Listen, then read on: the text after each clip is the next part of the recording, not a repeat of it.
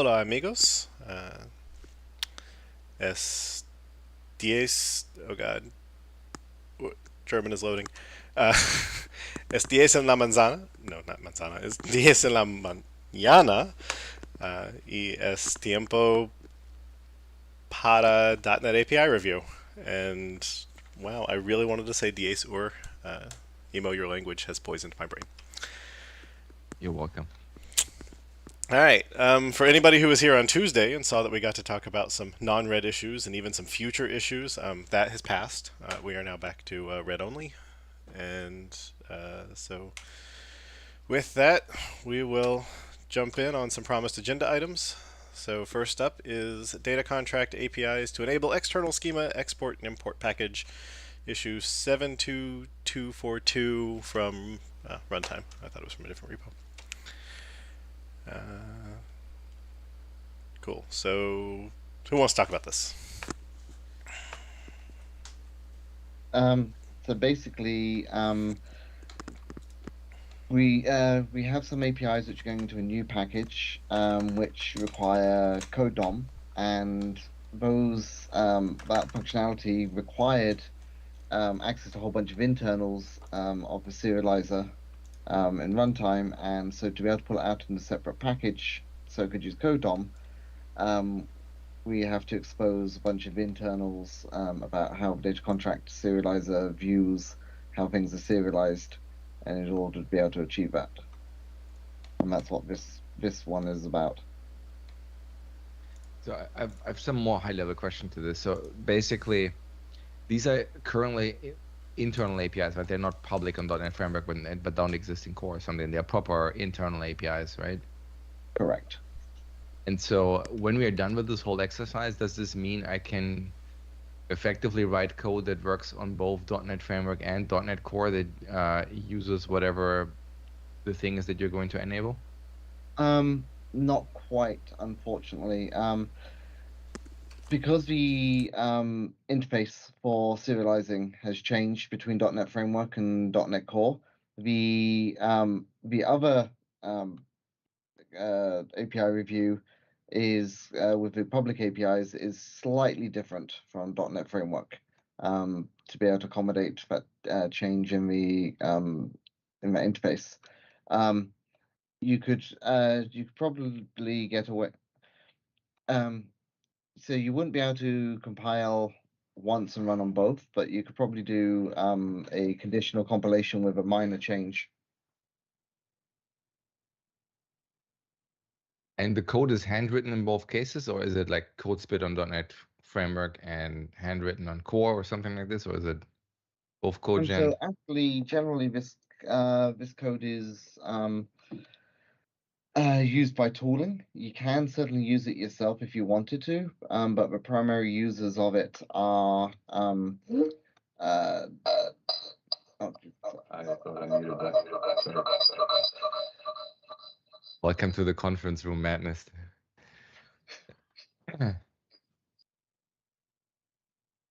the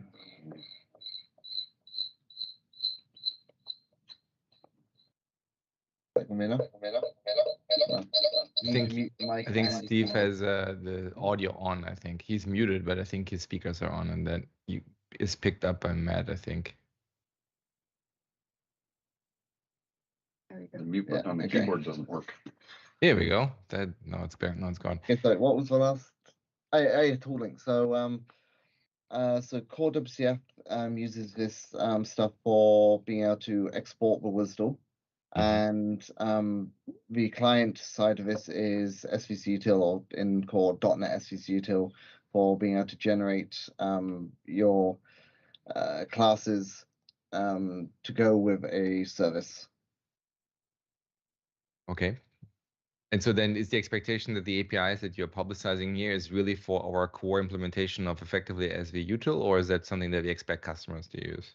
That would be the primary one. Like there's nothing stopping someone using it. I just had a query today come to me about someone who is actually generating this stuff programmatically at runtime, but that's the second time in 11 years I've heard of anyone doing it. I see. Yeah, that's important context, right? Because because I remember we had this discussion about Kotum, but I don't quite remember where we landed and what the who the consumer of those APIs are, which I think helps us to make smart decisions here. So then the other question is, so SVUtil today on .NET Framework, what does it generate? Does it generate CS code that is being linked into the user project, or is that something that spits out an assembly that you use, or what is the output of that? It spits out source code. Today it's only C#. That's all we did for .NET SVC util. In theory, we could make it spit out VB instead, just by using different code DOM provider, but the .NET Core version of the tool doesn't do that, whereas .NET Framework version does. And then on full framework, this happens at runtime, so it just spits out CS, creates an assembly, and loads it and executes it, or is this something that is then linked into the user's project? It's a developer time done. So this is the same stuff which the ad service reference on your right click in your project uses, and the SVC util from the SDK also uses this. Gotcha. So that means basically, like on full framework, I would produce a binary that has code generated by the tool that refers to. You would produce code which then gets included in your own application. Yeah, that's what I meant. So basically, there's some tool that generates code that is then basically part of your binary that you ship, and then effectively that means if I load this generated binary or compiled binary on full framework on core, then that wouldn't work anymore because we changed what this generated code uses. Is that correct? No, actually, the generated code will work across the two. There are some subtle differences. So the full framework version of SVC util generates your bindings. No, it's independent of this piece. This is just the data contract piece. But what SVC util on full framework produces includes putting stuff in your app config, which we don't support on core. Gotcha. But the version you emit on core will work on full framework. Okay, so that means you're forwards compatible, but not backwards compatible, basically. So if I'm generating code on core, then I can use that code on full framework, but I can't necessarily use the thing I generated for full framework on core. Correct. All right. That makes sense. So basically, then the APIs you're exposing here is really not the APIs that the generated code uses, it's more the APIs that the tool uses in order to generate the code then. Correct. So then if we ignore the app config differences, is it then fair to say that the generated code itself would at least work, or is it just the generated code on full framework just doesn't work on core because we're missing some APIs or do things differently? No, from the data contract side, it should be generating identical code between the two. Cool. That makes sense. And then what's our general current thing for linkability of WCF on data contract serialization in general? Does it just work, or does it generally not work? What do you mean? Like, I just see the annotations here requires unreferenced code. So I was just curious, like, how does this differ from the rest of WCF and data contract serialization? Is this basically what we do everywhere else, or is this different here? I guess. The requires unreferenced code is all through the data contract serializer implementation. It's everywhere. It's everywhere because it's all reflection based. Right. WCF doesn't have any of that, although it might be useful to go and evaluate that. We haven't had anyone complain about it, and we haven't put any effort into doing that. Makes sense. I mean, that's kind of what I expected. I was just curious. All right, I think that's all the high-level questions that I had. Jimmy, do you have any? I mean, when for getting into things, I have a high level of why is everything on data contract virtual when nothing seems to override it. But we'll. That's because we have we have internal implementations of this, but we wanted to reduce the amount of stuff which we expose.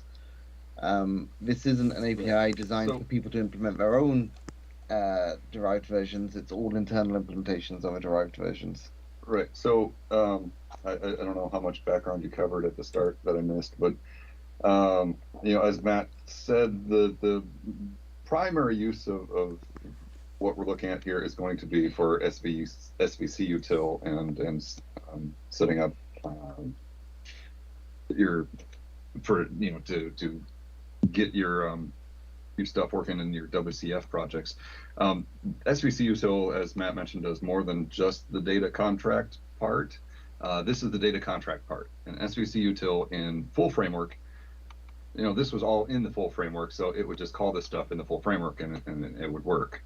In .NET Core, we only have parts of this in the framework, and a significant part of this obviously is code DOM, which is not in the framework.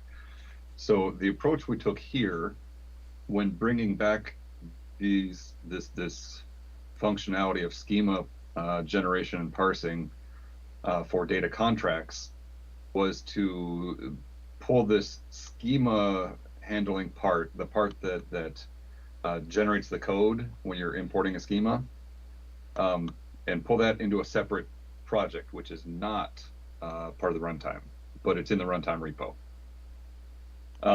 But to do that, I mean, if you think about this logically, so when you're doing schema work, when you're exporting a schema, you're going from a set of data contracts, and you are generating an XML schema, output. So you need to be able to reason about what those contracts look like, so you know what to put in the schema. And going the other way, when you're importing a schema, you read the schema, you need to create a set of data contracts, that you can use. So this was all internal when it was all in box, and we didn't have to expose any of this. What this first API review here, what you see is roughly this was all stuff that was internal that we are having to expose to the secondary package for schema work. Right. And I tried to contain it and not just slap a public on everything, and some instances I did introduce something new that handles multiple functions or something, so we only expose one point, or whatever. I tried to make some sense, but the starting point for this was internal implementation that we made public. In all these types, which assembly are they going into? Are they all in formatters, or where does this stuff go? These are all in system private. Private data contract Yeah, serialization. system private. No, I data. meant the public assembly, the one that people would have to reference. System runtime serialization. Okay, so they're all in the same spot then. Yeah, basically what it comes down to, the problem of saying I have a C# type and I need to serialize it to XML, you need to know how to map those two, is the same problem as saying I've got a C# type, I want to express what that looks like via an XML schema. And so data contract serializer has already got all the logic on how to translate between those two. And the schema export basically says to data contract serializer, work this out for me, then I'll use what you've worked out to be able to express the schema. Yeah, Makes sense. Schema importing and exporting needs both code DOM and knowledge of data contracts, which live in two different places. Right. So we decided against bringing code DOM in to the family, so we need to kind of expose data contracts to the outside. That makes sense. And then does this add any dependencies? No, probably not, right? It's just you have all the data already. It's just making more things publicly available. So real quickly, to address the abstract and virtual question on data contract, data contract isn't a class that actually gets instantiated anywhere. It is just the base of a tree of different types of data contract. And I didn't want to expose any of those individual types if possible. We did expose one because it's kind of a unique case, but all the various flavors of data contract are still wrapped up under the covers. Right. And then presumably the idea is that you get the concrete instance by calling things like data contract.get data contract. Correct. Yeah. Yeah, I mean, I guess being virtual and get Right, only so, I mean, makes so sense. this It's is just weird this one because- that's Right. like, A, it's a settable collection property, which goes against guidelines, and B, it's a virtual get set, which is weird. Oh, is it being settable? Was that a mistake or is that needed? I'm pretty sure it was needed. I don't specifically remember. I can look into that. But I mean, I tried not to do any setting if Right. Well, because like if only one of your derived types needs it, and the setter is only called from non-public code, you can just give that derived type, you know, a setter that sets the field that the getter exposes. It doesn't necessarily need to be like, exposed as these, virtual. These all have setters. They're down here. just, well, maybe not all of them, but most of these have setters. Like I didn't make a setter public unless it was used by the schema code. Also, this I'm wondering whether, like, the reason the schema needs to use it is because it has a dictionary that it's created and wants to put it on. But you could get away with this just providing copy it. dictionary and copying it over. I can look into that. Yeah. It's just generally problematic because the problem with collections is that usually you want the container that has the property that is the collection to own the collection. So as soon as you make it settable, then that falls apart. So what are your thoughts on dictionary versus iDictionary? Yeah. So for properties, the answer is it should never be an interface unless you vary the type that you return. Okay. So if you are always returning dictionary, someone is going to cast it, and that is an implementation detail that you're no longer allowed to change. So you should have just been honest in the return type. But if some things in your tree are returning a thing that is not castable to dictionary of 2Ts, then being iDictionary is fine, and whoever's hard casting will already be able to encounter that they have a bug. Yeah, like said differently, like for outputs you should use the most derived type that makes sense, and for inputs you should have the Hang on a most. sec. We can't hear you guys, and Matt's computer fritzed. So. Oh, I see. Okay, I've got my Alright. mic. Oh wait, Matt's back. Getting there anyway. Wait, Matt's getting there. Sorry. Yeah, no, I turned my mic on so they should be able to hear us. Yeah, we can hear you. But I have my speaker muted still, so we don't get all that feedback. We can't hear emo or German. But Yeah, we I haven't think really you said muted. much. I know because Matt's Oh. Teams crashed. My Teams is still running, and I turned my speaker on so they can hear us. I did. And of course, now none of us is talking. There Except was a me. glitch Oh and no. we need to restart your app is what Teams is telling me.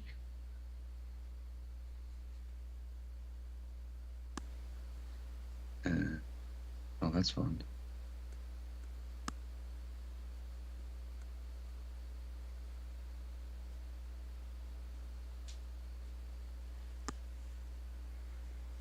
You just want me to plug in?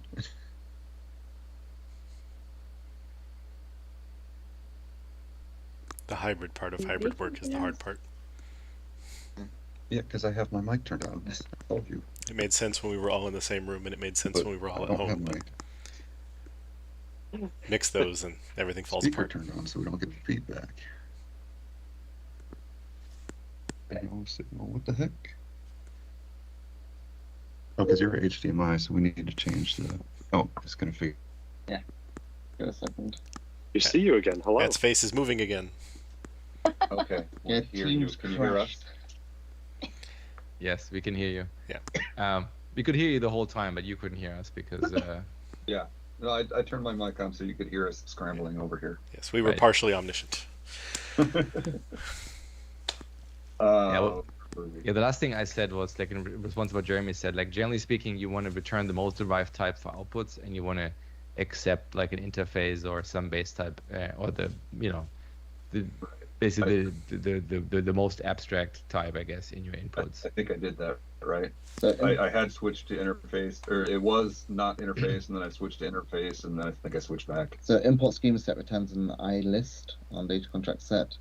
so it'd be worth double checking to see Import schema set. Okay. see whether Yeah, so if it's always system collections generic list of T, then it should just say list. Because then somebody who gets it back can call things like sort that exist on the concrete type that aren't on the interface. Yeah, just keep in mind that like if you use like super base types like list or dictionary, you won't be able to add members to it in the same way that you wouldn't be really able to add members to interfaces either, right? Because you're not going to add like a data context specific method on list, right? So so you're still kind of limited by what the base type basically provides, right? And of course you can do tricks and do generic specialization with extension methods or something like that, right? But that's usually weird as well.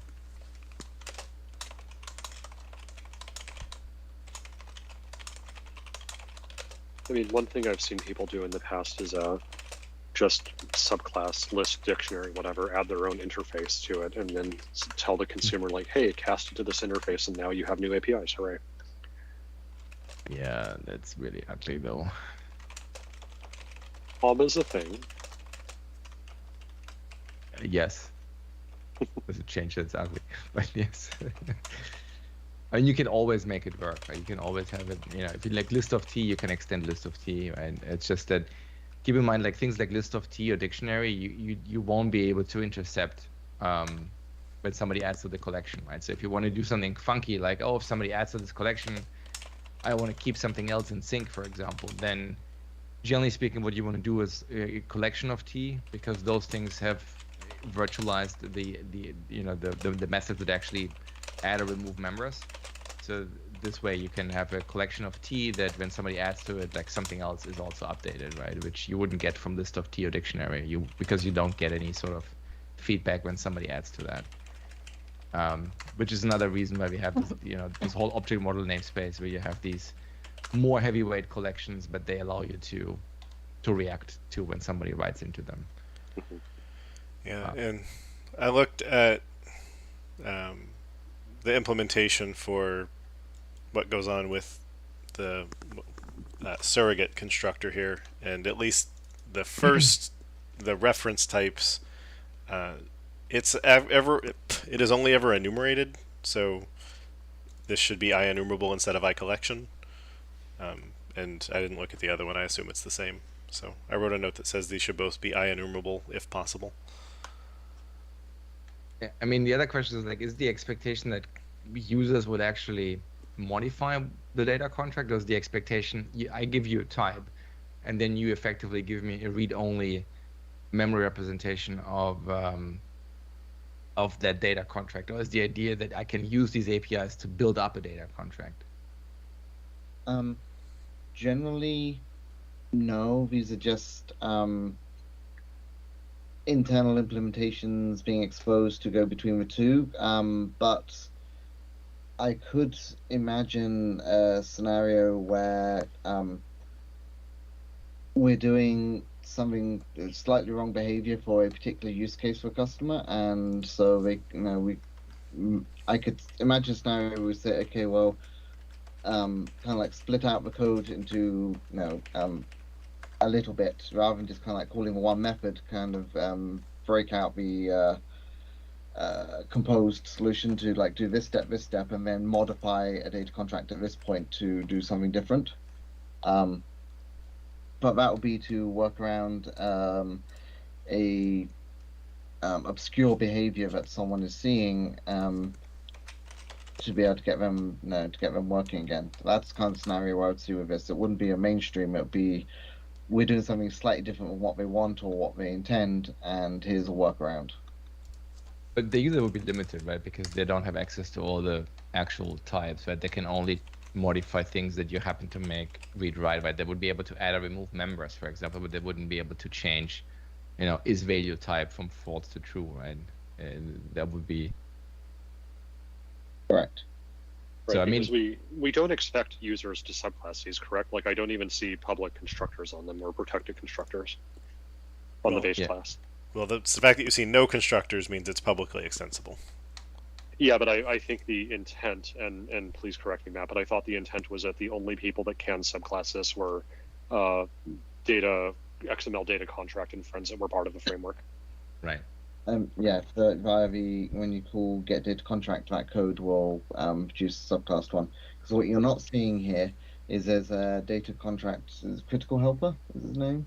Yeah. There's a whole subclass of these helper things which get embedded inside here, which actually answer all these questions. And so to be able to make a public constructor, even if it was protected, we'd have to expose that and the whole API around that.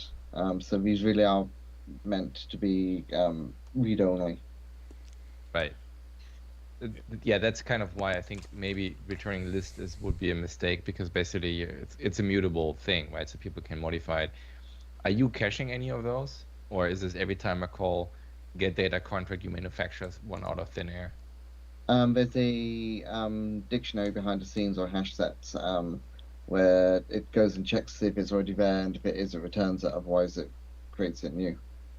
Yeah, that's why modifying might be problematic, right? Because if somebody now modifies it, there might be a surprise if they now are able to effectively modify the shared instance that they return later, right?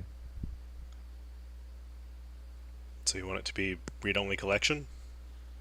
Yeah, I would make it something that, I mean, it's not ideal to do, I read-only list or something like this, but I would at least have the API surface represent, like, you're not supposed to modify this, right? I mean, but then the next question is, can they downcast it to list of T and then just modify it again? Because people generally don't do a hard cast necessarily, but very often they take it to other methods, and the other methods have,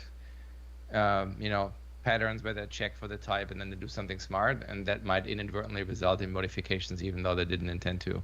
Could we address this with how we do the documentation? Because we have, there are APIs already where the documentation basically says this API is here for us for the internal stuff that we do, but it's public.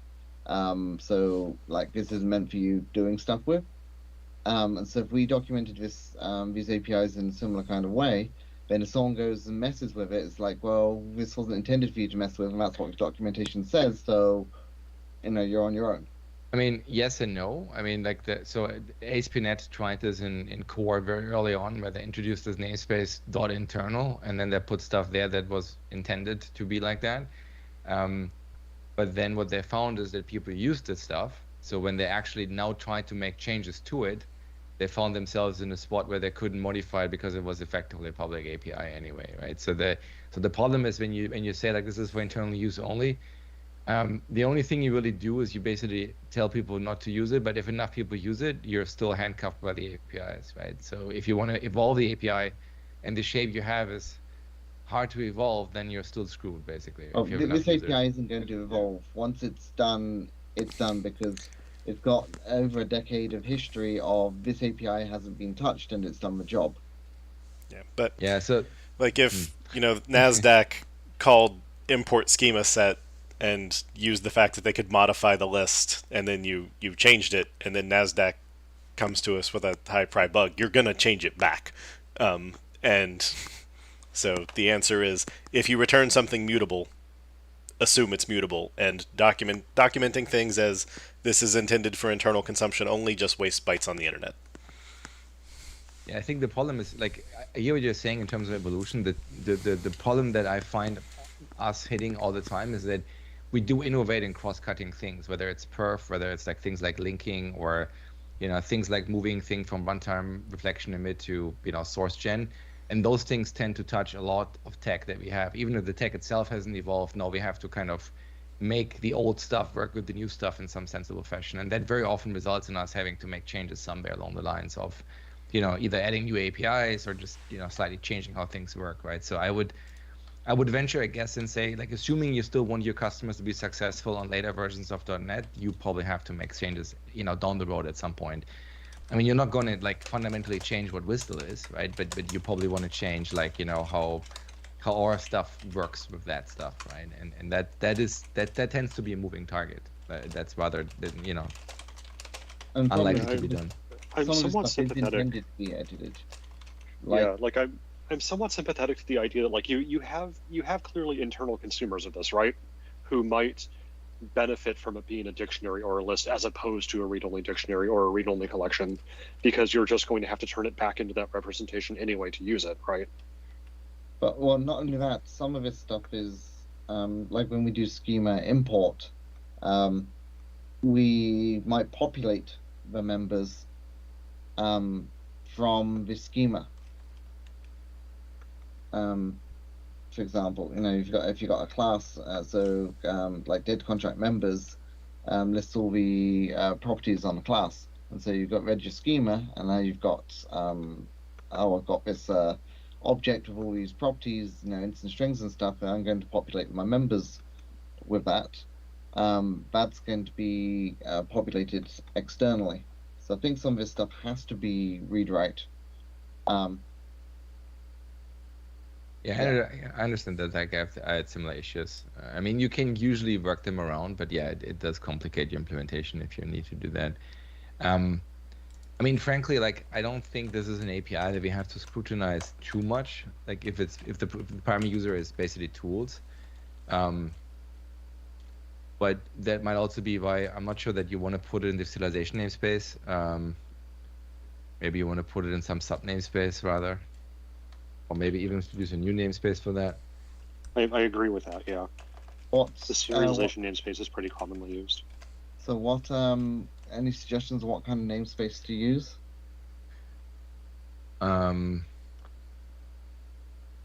It's a good question, but you could probably come up with something like system.runtime.serialization. Contracts or something like that, right? Then Generation, compiler services. yeah, I would avoid terms like compiler services, but yes, like the idea is if you consider all of those types effectively, I think you introduced in the other proposal you have this notion of schema, which I don't think exists today either. That I think would be reasonable. Just put it all in schema and call it good. Yeah, in system text JSON, they call it system text JSON serialization metadata. Yeah, metadata would This also isn't work. quite metadata, because metadata on this side is going to be XML schema. Mm-hmm. Yeah, then schema works, right?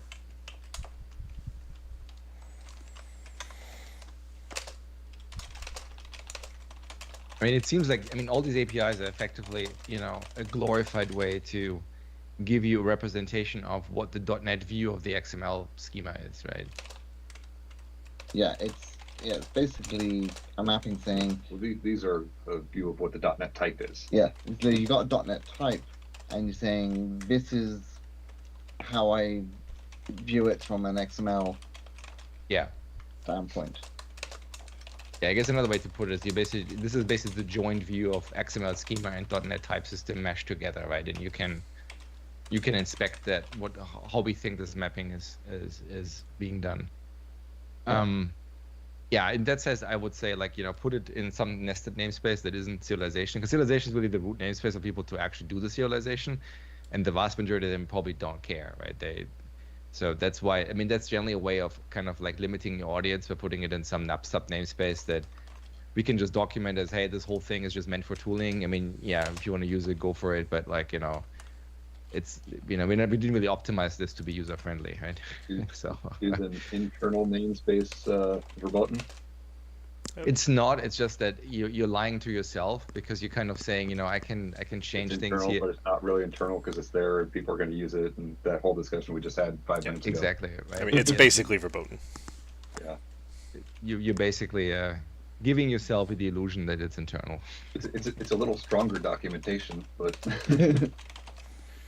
Here be yeah, dragon. it's still just documentation. System runtime serialization dot here be dragons. Yeah, usually these things become self-explanatory, right? If the stuff is hideous enough, then people won't use it, right? So we have done changes in APIs that we made them deliberately not very user-friendly because we didn't want a lot of people to use them. But that's sometimes difficult, right? But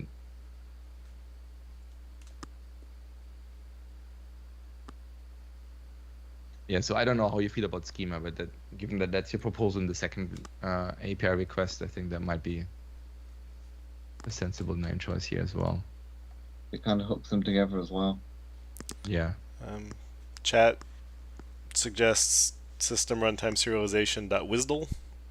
Is that too? But that sounds too specific to me. No, WSDL is very specifically web services. This has usage outside of web services.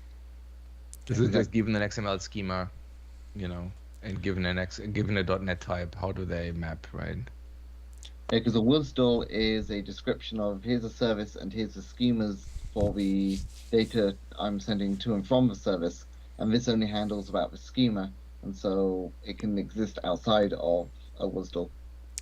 Yeah, and then there's another question from chat that I was saving for later, but I'll ask now before it scrolls away, which is, would I theoretically be able to use the stuff here to write a tool that emits a gRPC version of a WCF data contract? That specific question? That is a very specific question. No, if you wanted to do something like that, you're best starting off with you've got a class attributed with data contract and data members, and reflecting over that and doing your own mapping. Like this specifically says this is what it would look like if you did it in XML, and to do that you need to answer what would this look like if I was going to do it in gRPC, and so you need an equivalent of this with gRPC semantics, but you couldn't. Going from .NET to XML semantics to gRPC semantics is probably losing fidelity of information as you go through it, and probably not the best route to do it.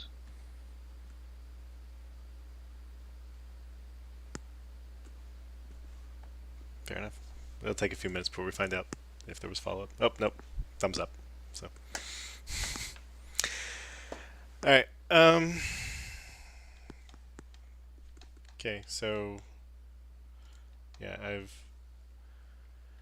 on all these things where iCollection is coming in, See if it. I've taken the note that if you're just enumerating it, then it should be IEnumerable. Again, going with the parameters should be the least derived type that is necessary in return. So output position should be the most derived type that is guaranteed. Yep, I got that note. Yeah, and if you really only use it to access count to initialize your own collections, just try cast. And if you can't get it, then too bad, you just grow the buffer dynamically. Yeah, well, I mean, what I saw on this one, at least, so the data contract set reference types in the constructor is it holds the field and then for each is it much later, so it's taking reference and not taking values.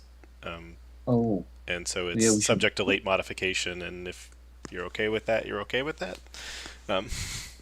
I think then that's a good point. We should probably take a copy of it, so that. Yeah. So, and if you're doing that, at least especially in the constructor one, because the methods presumably they process data and then are done. But just taking it as IEnumerable and saying new list of based on this IEnumerable, like boom, you're detached. But the import schema set probably, I assume, is probably just for eaching. Especially this one that's allowed to be null. But if you do need something off of iCollection, like indexing is supposed to happen in weird orders or whatever, then do what you gotta do. We don't really expect a lot of callers, but we should say things we would say in any other API.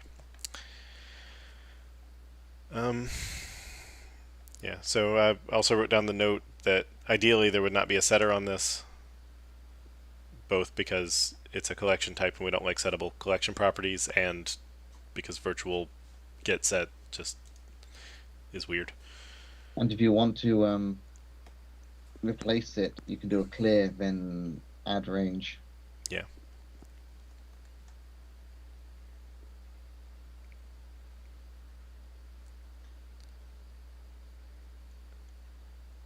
Are things like stable name used in current public API? Kind of. If you call, so this is where things get a bit blurry with XML, because you could say that your actual XML itself is going to be as part of your API. because it's persistent and needs to be compatible from one run to the next. So the whole concept of stable name is what's this going to look like when you serialize it to XML? What's your XML name going to be? And so the reason why we've got that, are you thinking about the get stable name method? Well, there's the stable name property and the get stable name method, and so it's just, does stable name have meaning and precedent in this area, or are we introducing a named concept of naming a stable, or I know it's actually indicating a name that does not vary, but English is fluid, so this could also be the name of a stable.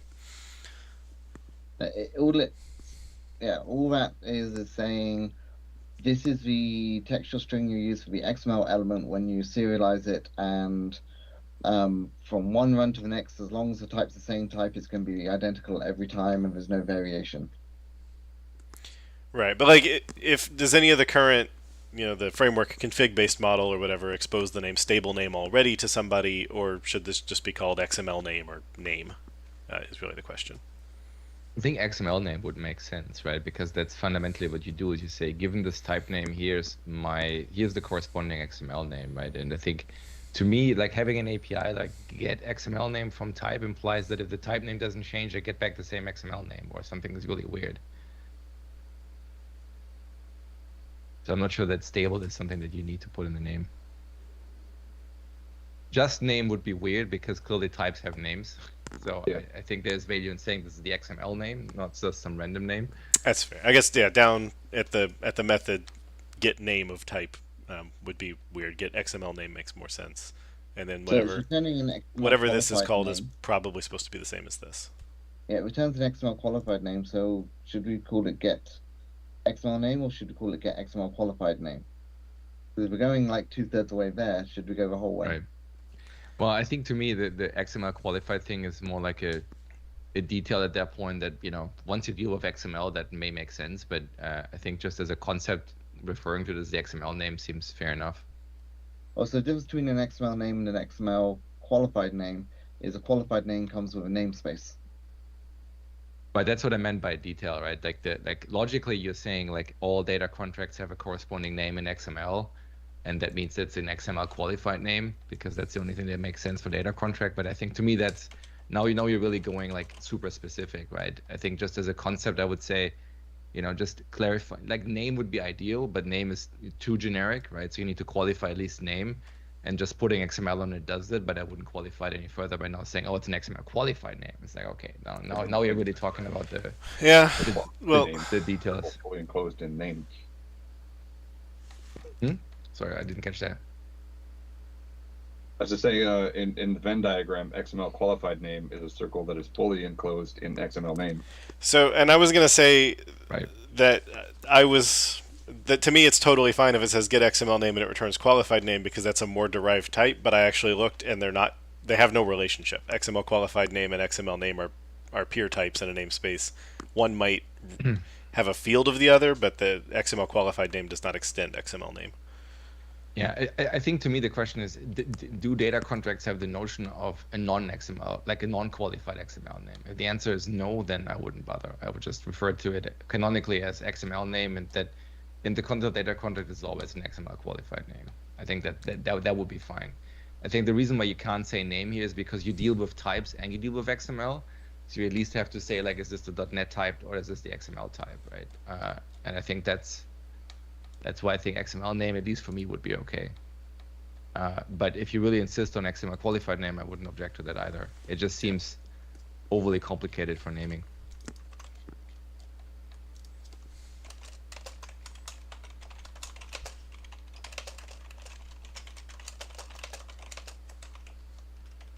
I guess another way to look at it is like in naming, what you really shoot for is you want to be very crisp about the concepts that you have, but you also want naming to be simple, right? So these are the two things you kind of try to balance, right? Yeah. So if you know what we say, naming is one of the hardest things in software development. It is. But there's also some element to it that is just taste or hard, right? So like it's not that there's an objectively correct answer for everything, right? Some things are just taste, right? So and it's okay to disagree on taste, right? So it's not like, oh my God, XML, name is a horrible name. It's just, I don't know. I find it slightly distasteful because it seems more complicated, right? But that's not an objectively correct answer. That is just a taste. Yeah. Two hardest problems in computer science are concurrency, naming things, and off-by-one errors. Exactly.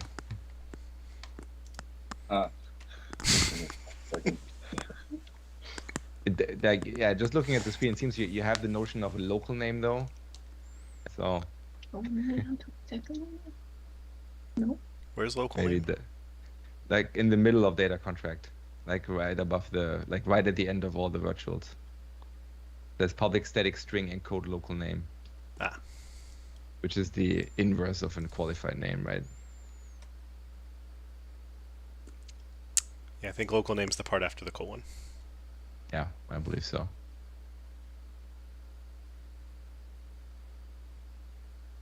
Which also seems So weird.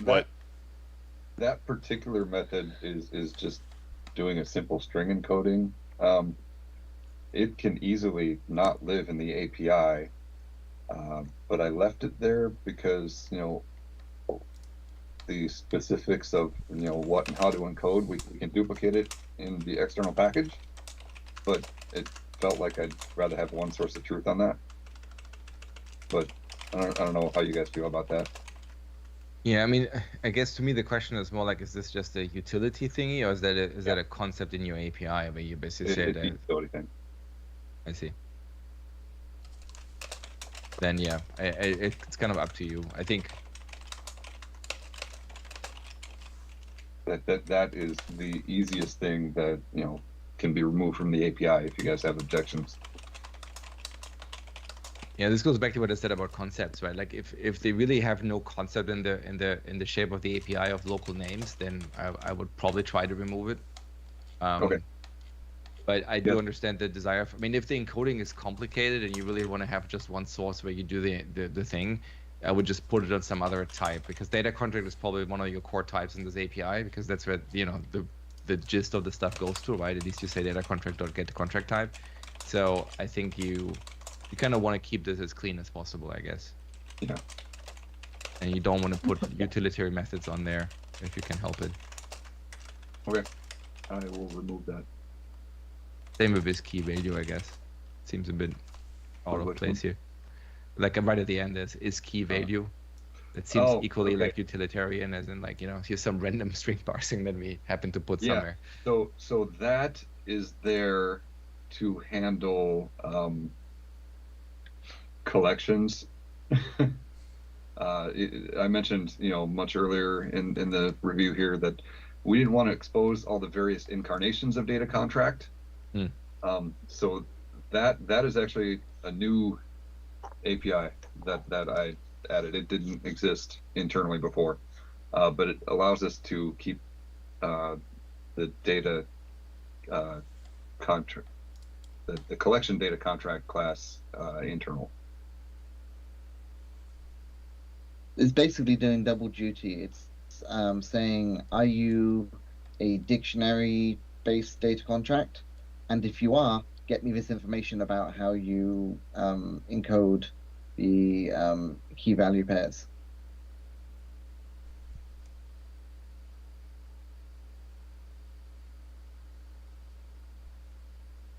I think I don't quite understand like what you mean by like how do you infer the names, I guess? Is there some attribute that you scan for on the types, or like how does this work? So when you say get data contract, it's going to return you a concrete data contract type, and one of those concrete types is going to be representing dictionaries or dictionary-like things. So when you call is key value, it's actually telling the consumer, saying, yes, this data contract does represent a dictionary-like data structure, and it tells you what the name to be using in the XML for the key of it and what the value will be, and gives you information about the actual item name itself.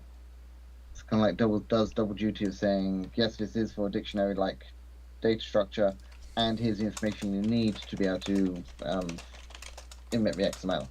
That makes sense. So that in that sense, this actually is part of the data contract, and that's not some random Yeah. utility thing. That's actually, Yeah, you know. I mean, it's more specifically, it's collection data contract specific. Right. But again, we didn't want to expose any of those concrete classes. We just wanted to keep it abstract. So, Yeah. again, naming. If you guys have a better name for this, but the gist of this is to ask the data contract, like, are you a dictionary-like collection?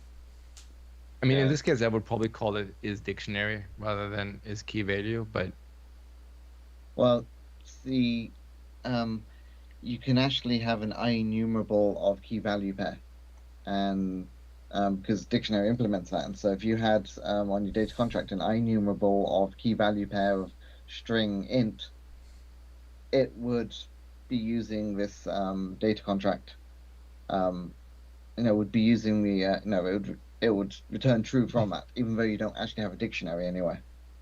yeah, I guess that's fair. I think the other term that we use is keyed collection. I think there's another object model namespaces. Like, to me, key value makes sense for the thing inside it. It doesn't really make sense for the thing itself. Like an IEnumerable of key value pair, I don't think of it as a key value, right? It's a key value enumerable or a key value list or a key value collection, right? So that's why I said you probably want a method that corresponds to the thing that represents the list of it, right? Or the Right. sequence of it, or whatever you want to call this, right? Versus key value to me is really the element inside it. If that makes Yeah, sense. you can query by a key. Yeah. Like the key is a key rather than just a member of a tuple. Yeah, also true. Yeah. Well, because I read it, is key value of, is this value a key in some collection? Because it's not asking, is it a key value pair?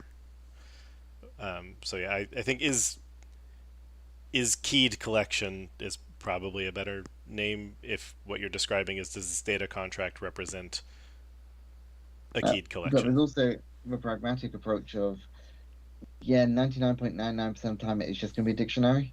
And so should we just be like, is dictionary?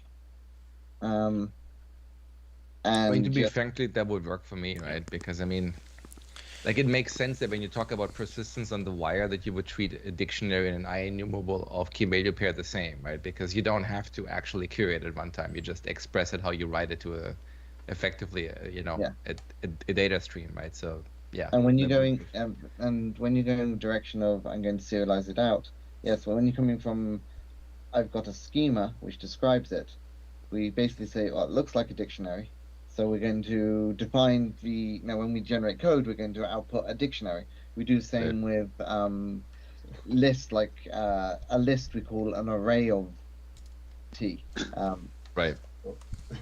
So Yeah. I don't know. I kind of don't like his dictionary, but in favor of that argument, the source of truth that in the internal implementation is actually named is dictionary. So There you go. We also sometimes use is like in reflection we have is by ref and is by ref like. You could potentially use is dictionary like here. Yeah. Because that doesn't would mean also it work. is a dictionary, it just means it can be thought of as one. Yeah.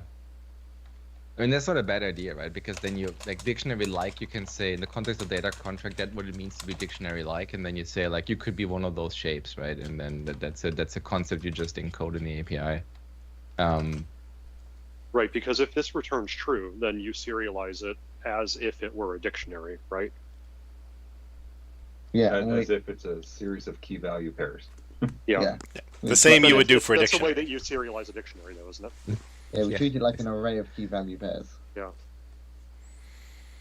Yeah, which in fairness is how dictionaries are always emitted, right? So, Yeah. yeah. And the other thing that we learned in naming is naming has to be 99% correct. If you try to have 100% naming accuracy, then your names are like horrible usually, because then you try to model everything, and that's usually not workable. See, and this thing in particular is kind of funny to me because I know everyone gives DCS flack for how it serializes dictionaries, but I'm like, this is actually the most logical way to do it. Well, it makes sense in XML when you get to a data contract JSON serializer. Yeah, That's where. But in fairness, we did add an option later to actually do it the JSON way. I mean, in fairness, like representing JSON as XML is always a bit weird. So that's what you're getting, I guess. But yes. Yeah. Well, we learned something in those 20 years. we skipped over get surrogate type, I believe. Probably. Is that API needed? Because if you have an iSerialization surrogate provider, can't you just call its get surrogate type method, or are you doing something spiffy beyond that? I believe this is me trying to keep the responsibility of surrogate execution internal. For this specific, I mean, there are some things which I couldn't, some execution of surrogates that I could not remove into the external package. This might not be one of them, though.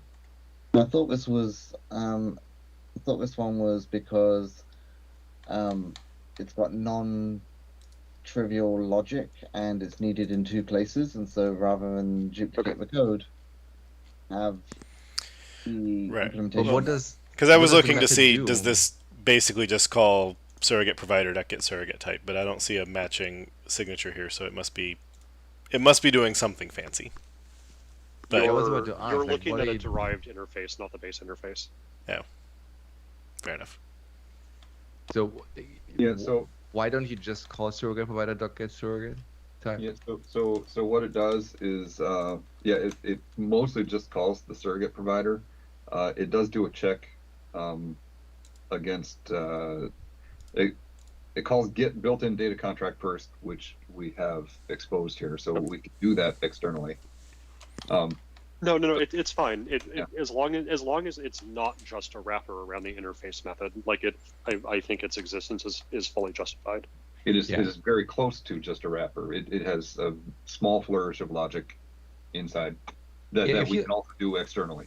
But if you have like basically a special list of types that you know of, right? Like similar to what we have in JSON, where you just have a bunch of primitives where we serialize them like this, where there's a kind of like it's built-in type converter kind of thing. If that's what you have, like built-in providers where you basically fall back to or prefer over the interface, then having that method seems fine. If the only thing it does just calls the interface method, then yeah, don't have the API. Right? So this is a method that it's used internally, and we could duplicate it externally, but it's not. Like I said, there's a small flourish of logic around it, which makes it not straight calling the interface. So I wanted to just, again, one source of truth on that. Yeah, no, that makes sense. Totally fine. Yeah. But we can duplicate that logic externally. You said it calls get built-in data contract, but does it call the one which takes a name and namespace? No, it calls the one that takes a type, but those are Which is not public. Yeah, but we can work around that. See, also non-trivial logic. Yeah, I don't think we need to spend too much time on that. We were just, trying to make sure that it's not not duplicating functionality that's just solely. But on yes, the a interface. static that looks like it is just moving the dot to, like if there was serialization provider dot get surrogate type of type, then it'd be like, if this is just aliasing that call, why do you have it? But if it's doing more work, it's doing more work. Perfect. A very small amount of work, but it is more. Yeah. And this is all part of .NET 7, right? Yeah. So we are. That's my other question, because I mean the API service you're trying to add here is, not small. Are you confident that that's everything you need, or is there a chance that you come in RC1, RC2, and say like, oh, we messed up, we have to add the other 50 methods over here? 50? No. Pretty confident. Do you have a prototype or something that basically shows that given this API service, you can actually do the other thing that you're planning on doing? Our offshore team and myself the last couple days have actually been going through the Schema test suites from full framework and porting them over, making them work against this new stuff. Just So this was reversed back out. Basically, he did the work to get the XML schema done. He worked out what the public API was going to be, saw it was horrendous, and then did some refactoring to shrink it down and clean it up. And so there is working compiling code against this. So it's not vaporware. So that's kind of all I was asking, because we kind of run out of time here, right, for the release. So that's why I was just curious, like how the road to production quality, like whether we have enough runway, basically. But seems like we probably have. Another quick piece of feedback for the notes I think that one of you is typing is key value. Don't forget the nullable annotations on that. Like if it returns true, are those 3 out parameters guaranteed not null? Stuff like that. Oh, okay. Are you null annotated? Presumably you are, right? Because you have some question marks here already. Yeah. But if those are all not null when true, Something like that. Yeah, we can get the correct annotations. We just need to make a note not to forget it. Yeah. The good news is if you get those wrong, like there's ways to fix them later without massive process. Because that doesn't change any runtime behavior, does it? That's just a compiler basically saying, hey, you're doing something here which isn't valid because it says it's not valid. Right, we consider it part of the API service, but you're right, it doesn't change runtime behavior. This is the hard one. It changes the refcs, and the note at the top of refcs is changes to refcs requires API review. So Emo, you mentioned the time is running out. Yes, Matt and I need to hop on the customer call in about 20 minutes. No, I think he's talking about for the release. Oh, for the release. I meant you meant the meeting. I see. Because we do have another one, right? Yep. Yeah, so that's, I mean, basically what I'm saying is, like, if you just want to add APIs, you probably have time to do that. If you want a massive refactor, what you have right now, then for that you likely run out of time, because at some point the bar for breaking changes to .NET 7 will go up. And so that's kind of why I was asking, like, how far are you along with this? This is what we're targeting. This is the refactor. All right, so I don't have anything for the next 2 types. They seem to be, they are what they are. Yeah, data member dot order, like that's a long instead of an int. It wasn't. We changed it to be a long because we're hiding some information in there. Yeah, it's needed to be an int for most implementations of data contract. But also some implementations of data member, but we're kind of reusing it rather than adding a huge ton of API surface and like overloading its usage in the one case. So it's a bit flag then, in addition to an ordinal.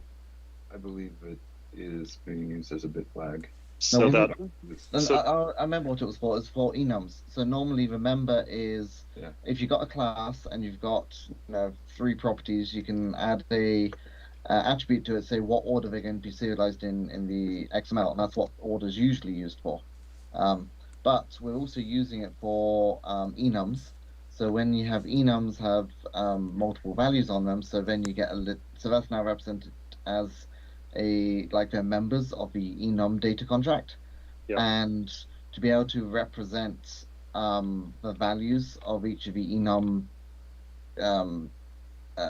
named values, you need to use a long to be able to represent them. So we're using the order value to hold the value of the enum specific item's value. I see. So it is when you do that, do you do that with the intent of ordering it? When you do that, do you actually intend on getting the enum value back out of order, or do you intend on order just to be relatively correct? Yeah, for enums, yes. And for every other type of data member, could be an int. Okay. But we Yeah. kind of overloaded this for enum. Again, one of these things that we don't specifically have to expose enum data contract. Yeah, I mean, it could be order and then nullable long of enum value, but I'm willing to hold my nose here. Sure, it's just atypical for an order property, but as long as the behavior is that if I'm consuming this API, I have two data members and I do, order one dot compare to order two, and I get a sane answer from that, then I think I'm okay. Yeah. It sounds like your library just knows that you can do some fancy stuff when it's in enum, right? Which seems fine. Yeah, I mean, if the enum is unsigned instead of signed, then I guess order is shrug. So I yeah, don't really know how to compare that. We looked at the internal implementation of how it represents enums, and so yeah, there's some logic in there to be able to detect if it's a U-long versus a long. It casts it and stuff. It's already got some frustrating code driving it behind it, and that frustrating code takes the long as an input. So concrete question then. If I have an enum backed by ulong, and foo is 0, and bar is ulong.max value, and I have the two data members corresponding to them, what will data member of foo compare to data member of bar order return? So Negative yeah, 1, 0, you're right. or 1. The order will be switched, but it does not matter with enums because because when you use an enum, you're only expressing one value in the XML. You're not expressing a set of values. So when you have an enum data contract, you could have 10 data members, which are the 10 values that an enum could have. But when you actually serialize it, you only serialize a single value. Even for flags? Yeah, you would. You'd still only have one XML element being emitted. Does this control the order in which the members are emitted, comma delimited, when you're emitting flags? No. Okay. Again, I'm harping on this only because it sounds like you're using it as something other than a long internally, and exposing it as a long to the caller is maybe confusing. But maybe the answer is what Jeremy said: just hold your nose and let it slide. Yeah. All right. Next up, we have an interface that has no implementations. So I have to ask, do you need it? And if you do need it, how do you know it's right? Because this is the interface from 4.8. So in 4.8, we have a iData contract surrogate provider. And then when it came to .NET Core, someone made a decision saying, well, we can't have that interface because it references code DOM, and we don't want that in the main net standard and the core of it. That's actually at that time I think we didn't even have code DOM in there at all. Yeah, I think so. Yeah. And so we have this new iSerialization surrogate provider created. It's like, well, you don't need code DOM, and now we're saying, well, we do actually need that code DOM stuff back again. So these are basically the methods which were stripped off of iData contract surrogate provider to make iSerialization surrogate provider added back in using an extension interface. That's funny. the internals of data contract use these methods. So Okay. that's why the interface is defined. Yeah, I mean, since they don't have code DOM, like none of the words here are code DOM words. Yeah. I wonder Yeah, why it got trimmed. Code but- DOM piece comes in the next review.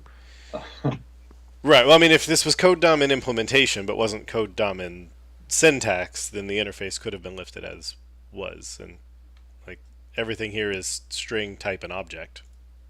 Yeah. And a Well, collection, so there's one which method missing. which again Right. is the So the iData contract surrogate provider from Full Framework that Matt referenced has like 9 methods. 4 of them made it into iSerialization surrogate provider in the original stripped down version that was in core. Right. 4 more are returning with this extended surrogate provider interface. And the And last the one, last which one is is the code DOM one, which lives in the next package, or we handle it in the next package. So do you remember right at the beginning I said that there's a small change in the schema stuff? Well, this is a small change talking about where instead of having it on the interface, it's been moved to a func on an options of the schema Yeah, classes. So that's the next API to Yeah. talk about that. But this brings another 4 of those data contract surrogate methods into the fold. Okay, but this is for- a lift from framework. Just you now have to use a derived interface because interface. Yes. Yeah. Okay. If you use this extended derived interface, you now have 8 out of 9 of the original interface members. And all the missing one did was allow you to basically you pass it the code DOM, and it gives the user's code the opportunity to modify the code DOM before it's emitted for a particular type. Sure. But again, that's the next review. Yeah, if we are splitting this out, I might recommend renaming CLR type to runtime type. We tend not to use the term CLR.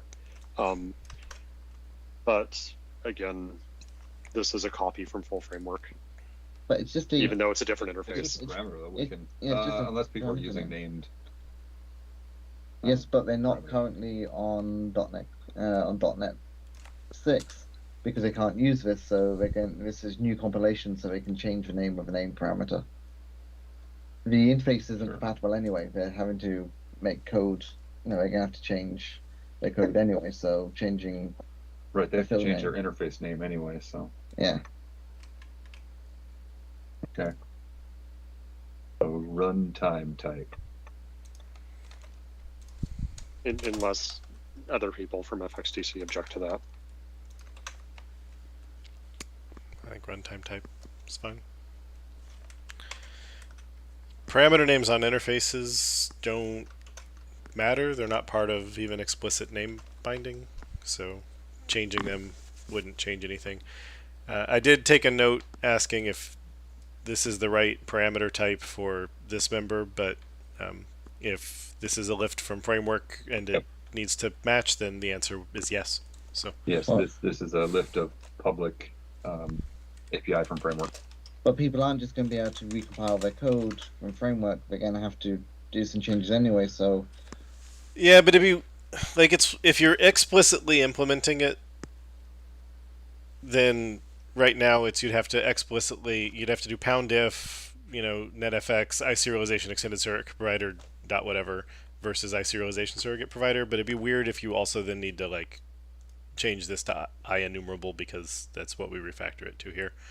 And if you're it can't implicitly be IEnumerable because it's populating the collection you're passing in. oh, I see. yeah. This is because it's not getting known custom data types. It's It's populating. filling Yes. with known custom data. So or, should yeah. we change that to returning an IEnumerable type?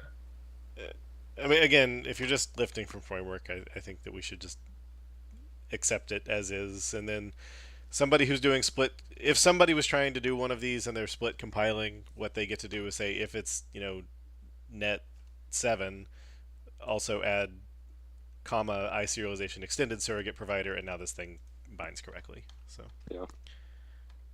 but changing CLR type to runtime type won't affect anything. If they call it CLR type, it'll still compile and still work. If they call it banana, it'll still compile and it'll still work. That is only affects someone calling it on the interface, and since the name of the interface changed, they can deal with that if they're using named parameter invocation, which they're not. So How much does anybody hate using the word extended in the interface name? I'm okay with it, honestly. yeah, The only problem I have with extended is it's hard to go from extended to more extended. Yeah, well, we'll discuss that in the next API review. We've only got one more API missing from framework, and we've moved that to a func. So the there's no more. There's nowhere else to go beyond after this one. Yeah, that's why I kind of, contrary to popular opinion, I actually like the COM naming convention there, where we could just say serialization surrogate provider 2, because then it's So like you know what the bigger one is. that is in fact what our official framework design guidelines say, is if you need to extend something and you don't have a good descriptive name, do not use the word extended. Do not, or don't use it as a suffix. Do not use ex as a suffix. Instead, just use use a number. That's why we have X509 certificate 2. The 2 is because somebody decided it wasn't allowed to change the type that was in MS Core Lib. It needed to be in a new assembly. The best name was in use, so it got 2. I thought it was that's Windows guidelines as well. V2. So there is actually an X509 V2 and X509 V3 standard. So I thought that's what it was about. Yes, but the X509 certificate class can load certificates whose version is 3, which is encoded as the number 2. It's just the new members weren't allowed to be added in MS Core Lib for political reasons. Are you suggesting to use the number 2 here? Yeah. Especially if you're going to extend it again in the next one, Don't cross the streams. then that would be Okay. 3. We also sprinkle, but we don't have word factory and adapter sprinkled everywhere either. Are there examples like this in current framework? Yeah, I'm Yes, looking for X509 it right now. too. Oh, okay, got it. I'm looking for it on interfaces. Well, we wanted to do daytime too, and then everybody objected, and that's why we have daytime offset. So That actually makes sense to call it daytime offset. it kind of does, like, because this one was not really a V2, it was just a different thing, but I would call it daytime with offset. Because I like to be verbose. I guess. Oh. Well, if Christoph says it. Time zone 2. Yeah. The name immediately became a center of controversy in the blogging community. After a set of lengthy discussions, we decided to rename it to time zone info.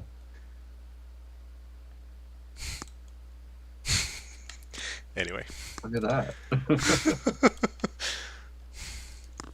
But So here we go. yeah, Well, so There you go. Okay. I pasted in chat some examples I found within the runtime repo of where we do this. Thanks. So I know I have to push on the time again. What about the second one? Doesn't seem like we'll be able to finish it today. I mean, not If if, you guys have not to if you're bail, leaving in then- 6 minutes. Yeah. Yeah. Well, I can still hang out, but the second review is much easier. All right. So On we're this first renaming review, extended to 2. It sounds like. yes. On this first review, we've just got the JSON part left. So there's a way to set these surrogate providers on data contract serializer, but not on data contract JSON serializer, which seemed weird to me. So I added the extension methods to set your surrogate provider on JSON. It matches the signature used for non-JSON data contract serializer. But the isolation surrogate provider exists already, right? So why can't we just add this method directly on data contract serializer, data contract JSON serializer? We could, but that's not how we did it with regular data contract No, serializer. so the reason So- why we didn't do it with regular data contract serializer is they wanted to introduce something which would they could put into an OOP package, which would work when running on .NET Framework. Because the implementation on .NET Framework wraps one Right, thing with another. But now that we aren't on .NET, this code doesn't need to run on .NET Framework. We don't need that same capability. So data contract serializer did it with an extension method. So I just did that for JSON as well. We could move them both, on the type itself if I don't know. Flexible on this one. Yeah, the only so basically our rule for extension methods is only use extension methods if you need to, and so if this isn't going in an assembly that is targeting net standard and this is doing complicated binding things for framework and whatnot, if it's just we could add them on the type, then add them on the type. Okay. there were places that we did in framework had extension methods on, so like X509 certificate 2 get RSA private key is an extension method because once it, or layering actually said it couldn't live with the type on that one. It wasn't political. It was, we'd have to fold all of system.core into system. And then as we started extending these things in framework, we stopped doing extension types because it no longer needed to have parity with .NET Framework. So should we then introduce these directly for the data contract serializer so that we have parity between the two? That would make sense to me. Well, if data contract serializer already has its stuff via an extension, you can't remove the extension type because existing programs will be using it. So we just leave it alone. So again, for like get RSA private key is still an extension method, but get EC-Diffie-Hellman private key is not. But with socket class, connect async was originally an extension method, but now it's actually on socket class itself. So you actually have both. You have it via an extension method and you have it via a direct method. Okay, I mean, you can add it if you want. You just can't get rid of the extension method. Yeah.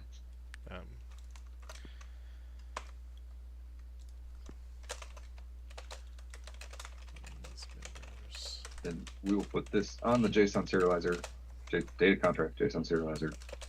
Believed DCS alone. So we'll leave I need to go, so we'll leave you leave Steve to it. We'll leave Steve with you. Well, we got through the hard review, so that's good. Bye. Bye.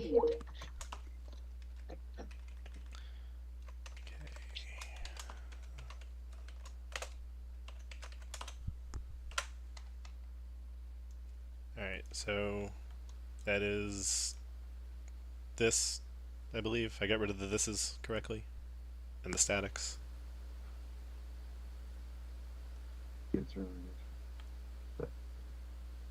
Yeah. Yeah, alright. And okay, so there are a couple floating items which were change this if you cans. So the return type on import schema set, I think you still mean it to be list, but read-only collection, read-only list, etc. came up, so I left the note here of just iList seems like it's the wrong answer and something else should be the right answer. Change things that are not IEnumerable to be IEnumerable if they can be. Get rid of that setter if we can. Stable name, XML name, or XML qualified, and then a bunch of renames that we did that are updated in here correctly. So yeah, so there's a couple floating items, but I think we hit an approved status. Nobody's complaining, so make sure that I didn't miss anything from chat.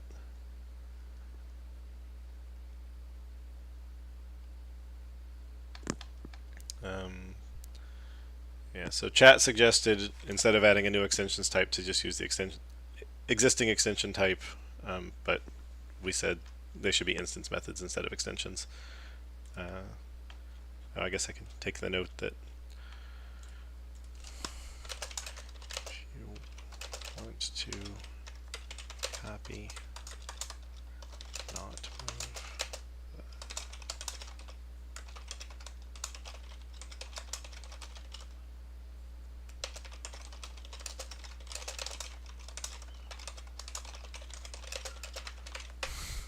Okay.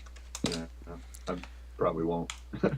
That's fine. I don't see much reason. I don't see much reason to do so other than OCD. So if you're having to do some complicated rewriting of internals, and you can just rewrite the extension methods to call the method directly, and it would simplify things, go for it. But yeah, I agree with you if it's working, and why touch things. Yeah. For the example Matt referenced with socket, it's probably that we actually saved a lot of work in implementation, particularly on an operating system somewhere, that being an extension method was hurting us. So. Okay. So XSD DCS schema from 4.8. Yeah, so this is the API for the new schema package, which is what SVC util would actually be calling into. this is the package that uses all those APIs we just exposed on existing runtime types. This is 95% just lifted from full framework.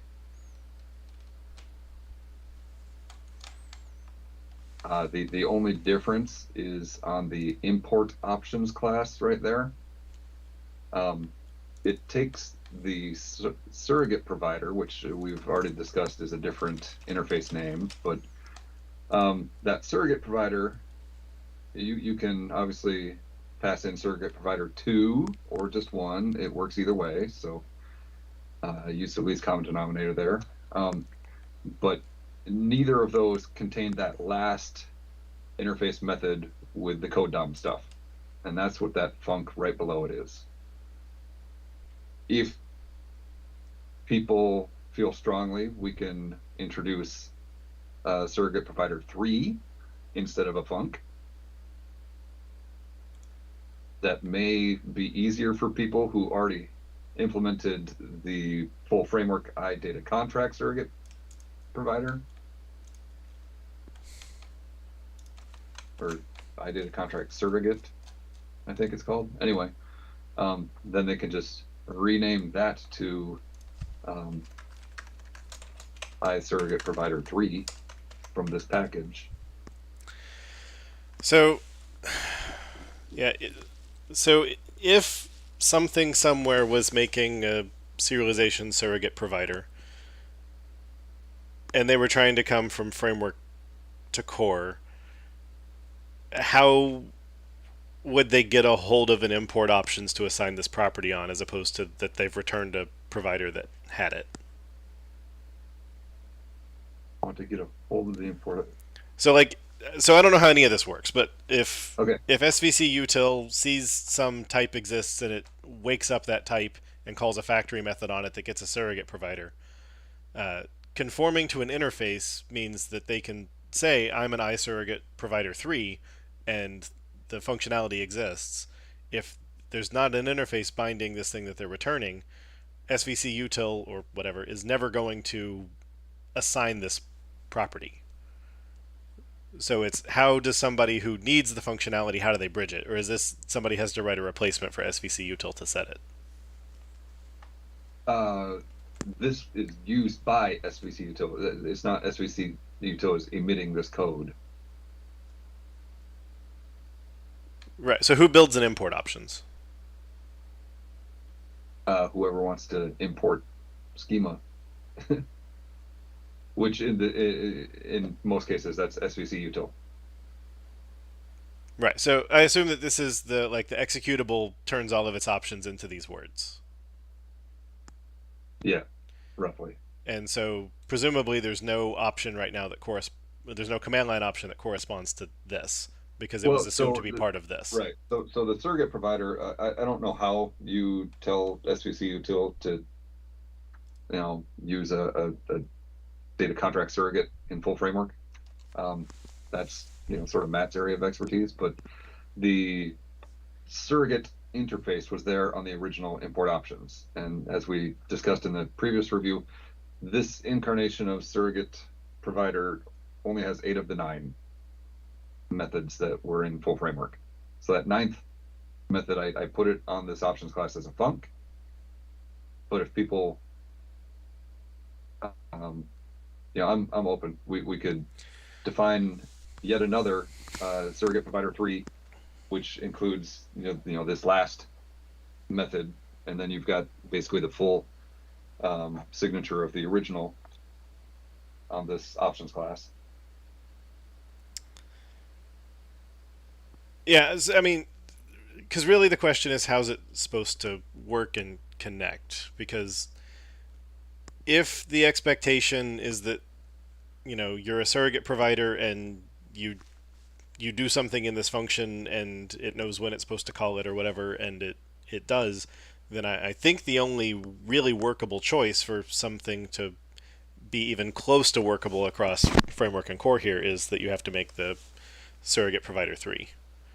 Yeah, it's kind of the way I'm leaning after I publish this, or hit send on this issue. So Yeah, because if this was being designed, greenfield slash you were adding this functionality specifically for this, like that there was this extension point that wasn't already on the interface that we just made the version 2 of, and you needed a place to do it, and it wasn't bound to that object, it was some other option from somewhere, and you needed to make the func, then that would make sense. But if the previous pattern was that something could return one of these surrogate providers that has this functionality, I don't see a way around that. yes, I mean there's some degree of you have to update your code, anyway, but I think just changing an interface name is an easier update. So Right, and that would be, for this surrogate provider, if you're building for core only, you would change iSurrogate provider to iSurrogate provider 3, and if you're building for both, then you would pound if, and you would say I'm always the base one, and then pound if net 7 or higher, new are line, we comma, bothered? iSerialization surrogate provider 3. Are we bothered by using the number 3 in an external package? I mean, I don't. It sounds like you don't envision a world where you would also make a 3 as part of the built-in, so No. it seems fine to me. Okay. External-ish. It's runtime adjacent. Right. But it's not. The 2 is Yeah. part of the shared framework, and the 3 would then not be, which means that if the runtime needed to evolve it, 3 would be its most natural thing, but 3 was already in use, and it can't go to 4 because it can't extend 3. Right. So runtime needing to evolve would complicate things. But Yeah, if you I think don't it's not see going that to, then being necessary at all, given that this is all over a decade old. But yep. But I asked the question. I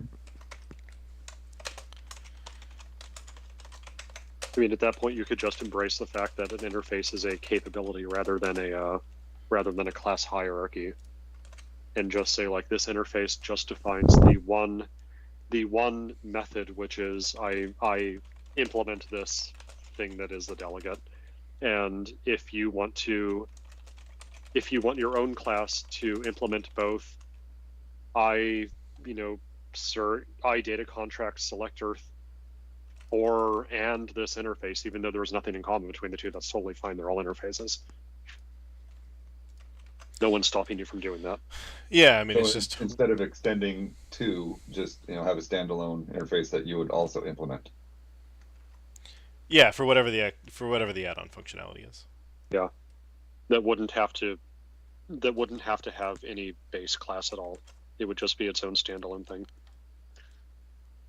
Because remember, we're talking about can, like I can rather than I am, right? So Right.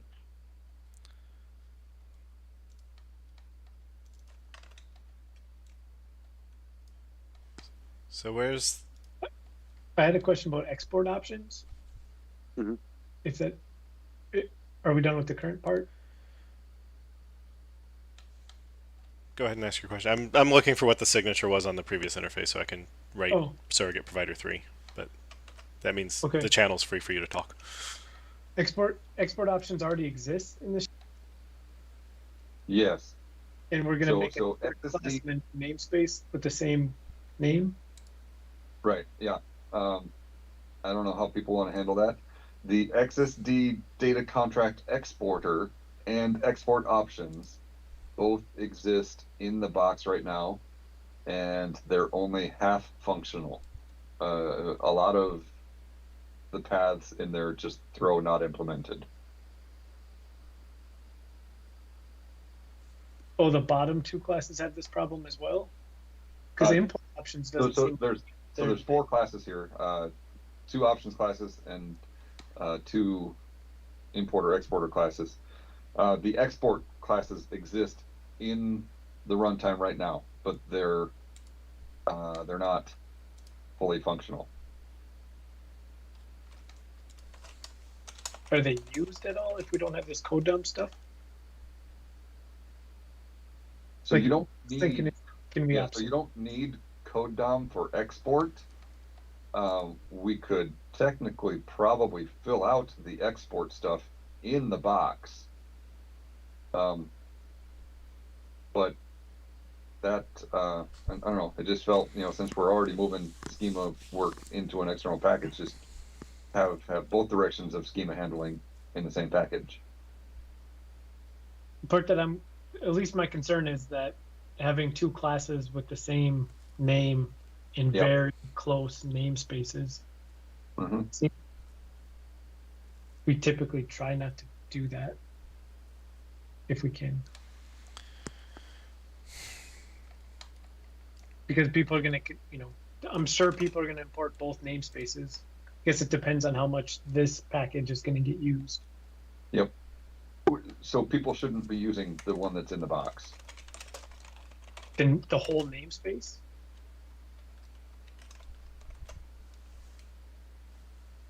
Because if they have using system runtime serialization and system runtime serialization dot schema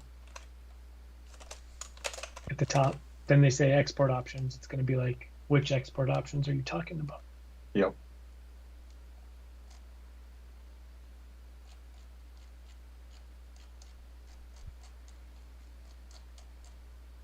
I guess the data contract exporter is going to have the same problem, it looks like.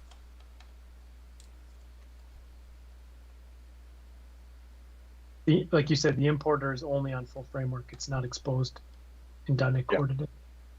Yeah, the exporter exists in the core runtime, but it's, like I said, it's only half implemented. Well,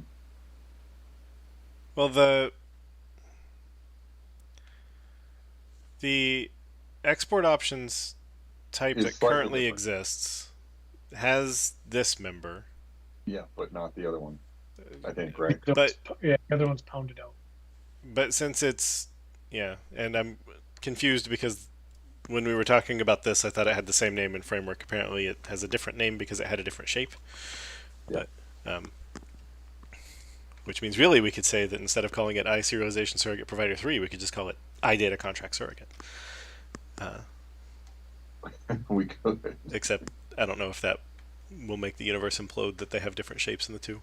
That one of them was composed to the right shape and the other one was not, because explicit implementation will still be broken. But since this is just using the interface that already exists inside the runtime one, this one could just be added in the base one. We don't need two types. Right. So, I mean, I guess rather than focusing on export options, I'd look at XSD data contract exporter, which actually does the work. It exists also in the runtime. But as my comment there says, it mostly doesn't work. So, can we make it work and then just have the import stuff in the new package? And maybe put it all in the same namespace? We can. I guess I didn't try that specifically, but I can't think of a reason why that would be a problem. But it just felt like all schema handling should be in this. Like, if you want to add the ability to work with schema, add this package. But kind of the issue is we've already have part of that already in the shared framework. And maybe it doesn't fully work, but if it partially works, and now I'm making this new package, and now I have two of them, it's kind of like, well, do we obsolete the one that's in the shared framework? Or do we just make the one that's in the shared framework be the one, make it work? And then my thinking was, if the import stuff is the only thing that needs code DOM, make the import stuff be available through a new package. So I believe your grasp is correct. Import is the stuff that has to be external. export could be either place. Yeah, I think given that we already have those names and they're in the parent namespace, that we shouldn't.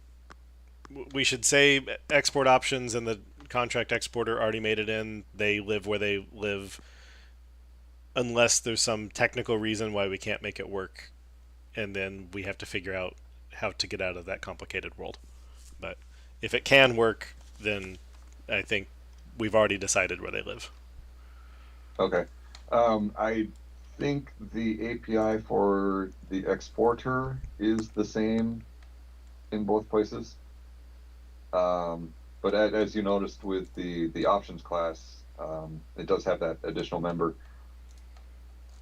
So the API that we're looking at right here in front of us is lifted from 4.8, with the exception of handling that surrogate, that last surrogate function. And so, this property appears to have also gotten renamed.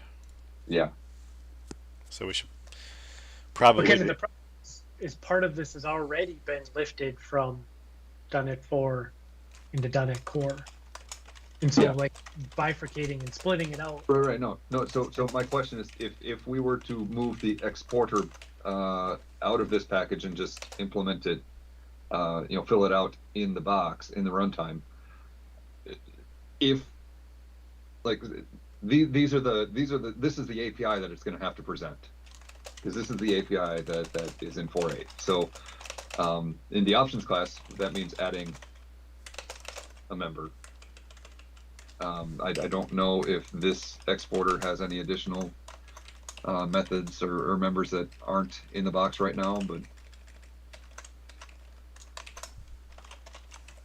I mean, I guess if there's something new coming, does this API look fine?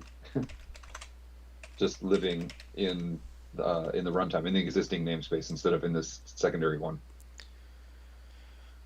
Yeah, I would change the namespace, I think, to all four. Well, two of them there already, but the other two as well. If it's being, if this is just the exact shape that it has from framework, then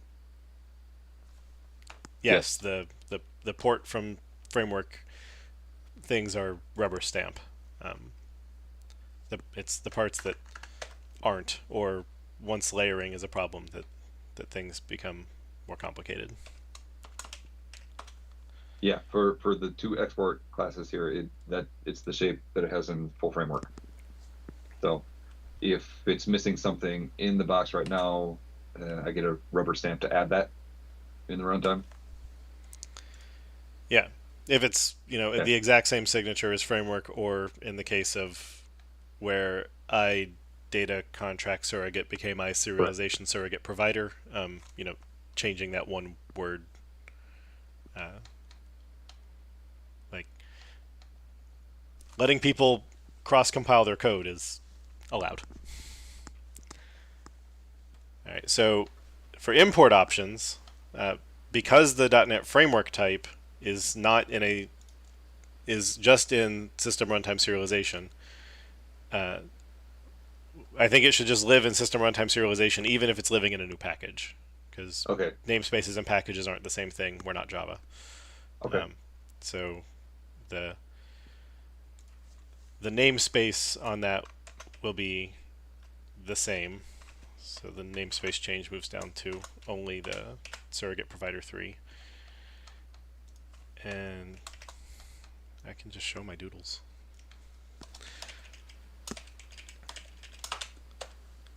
And then, so we got rid of this because we made the surrogate provider 3. And then I think everything was the same except, how terrible is this space going to be? That. So even though it doesn't match the type anymore, the appropriate member from framework was data contract surrogate, so let people just keep assigning data contract surrogate. Okay. For whatever reason, we renamed data contract surrogate when it got trimmed, and my feeling is that we should just say that this is a type alias basically, and but that the member name should be the same.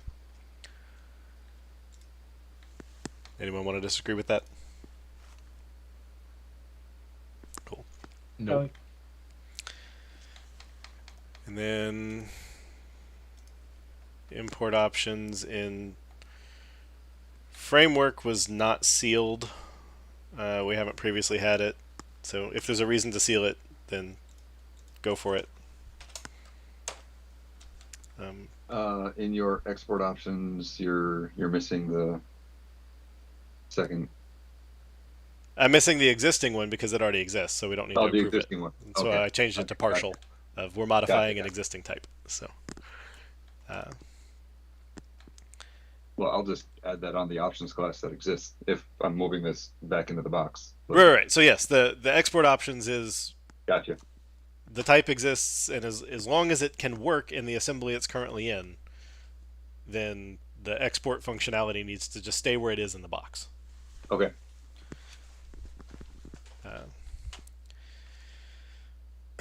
So, yeah, import options. Is there a reason you need it to be sealed when it wasn't sealed in framework?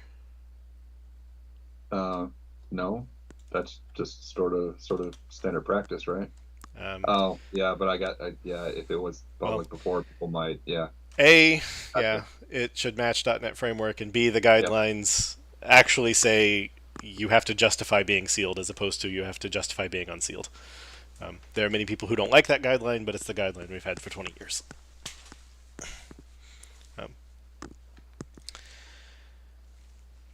All right. So for XSD data contract exporter. So I just compared with what we have in the ref today, and this is the exact same. Okay. Okay. So the public API, this public API already exists. Okay. So this we can just delete. So XSD data contract importer. This is a type from framework. The namespace is the other one. Yeah, and this matches framework with the extra requires unreferenced code stuff decorated in. Okay, so this is the exact same shape as framework. Yes, because the surrogate difference is hidden in the options class. So. Yep.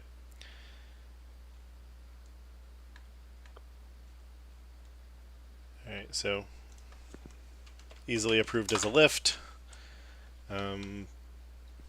Except that word. And okay, so does anyone have feelings? Yes. About iSerialization thingy 3 is now, aside from the fact that it gets it through inheriting through 3 interfaces, is now the exact same as iData contract surrogate from .NET Framework. Do we want to call it iSerialization surrogate provider 3, or do we just want to call it iData contract surrogate? Well, I think Levi's suggestion was to have this interface not inherit from 2 and just be a standalone one more method. Correct. Why? Because it is an I can rather than I am. I can process the imported type, but I don't necessarily have to have any of the other capabilities that you've asked me that are part of the serialization surrogate provider. I think that's fair. I mean, I think the meta question that Jeremy has is like, is there a benefit of just adding the interface with the .NET Framework name and shape into the right namespace? Because then now somebody would be able to just take their exact same code from .NET Framework and it would work unless they hit any of the members that ended up talking about the base types here. Right. I mean, I to me, I don't know. Like, if you can you pull out a base type? If it's a base interface, is that ABI compatible? I don't think it is, right? I don't know what the runtime will do. No, it's not, because for explicit interface implementations, it will break the code. So That's the same problem we had with the IREAD-only yeah, interfaces. It's not a so compatible change. right. Yeah. Well, it's not a compatible language change. It's not compatible in C sharp. The runtime handles when members move to the base type on classes.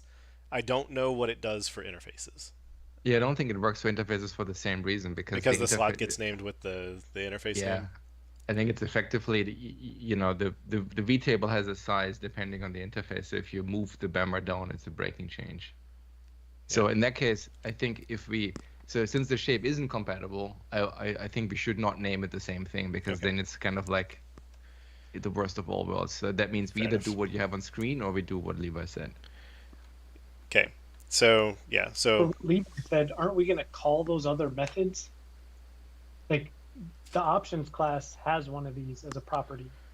Aren't we going to try to get that property, then call some of the methods that are on the 2 and the 1 interface? Yes. it's just So that it would have if to. it doesn't derive from it, we'd have to cast and hope that it. Well, you're gonna have to cast and implement hope those? anyway because the property would have allowed Yeah. you to assign a thing that wasn't a 3. Yeah. But why isn't this a 3? Because you don't have to. So in full framework, you implement the interface, but you don't have to implement all of the method. They can be no ops.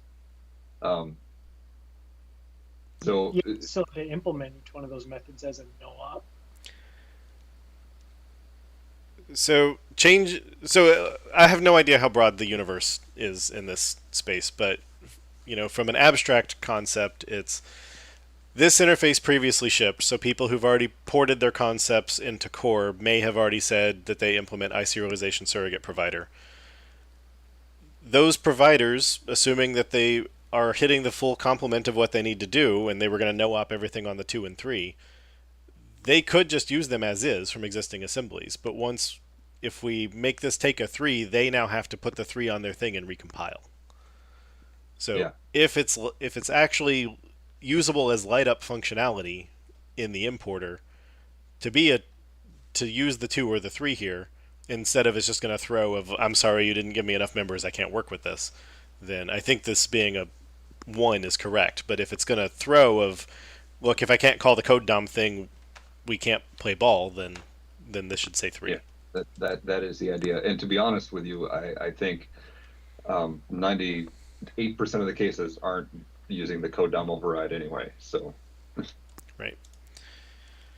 So this is the let somebody give a thing using the existing type, which makes sense to me. But Okay. So I thought the above property was a 3.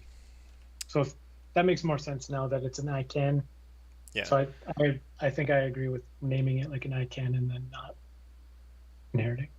Okay, so I think if we delete the colon, then Frederick has suggested the same name that I was going to suggest, which is we put code dom over here.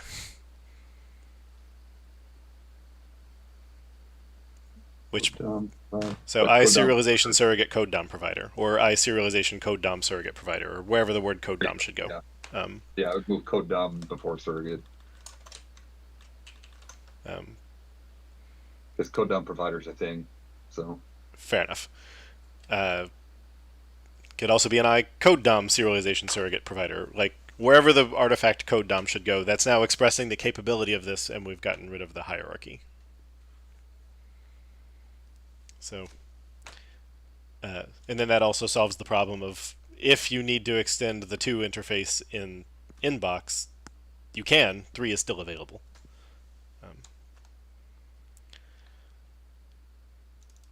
All right. Is everybody happy with where code dom lives there? Yep. It's reasonable.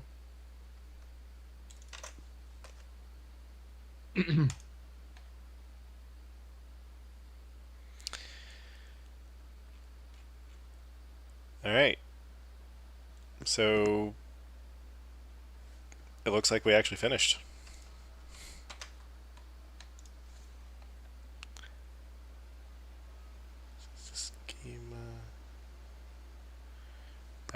Okay, so Frederick has asked, should this still be in schema?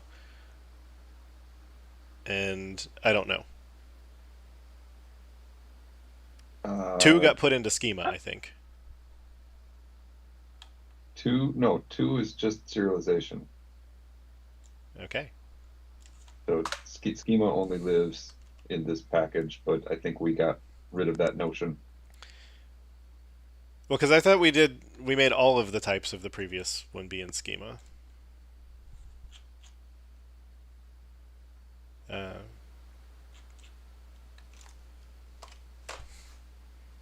Dear Firefox, reopen closed tab means open it the way when it was closed, not when it was opened.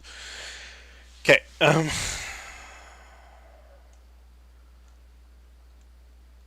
Yeah, because what we wrote was that all of it went into Schema. Because this was all supposed to just be called by tooling.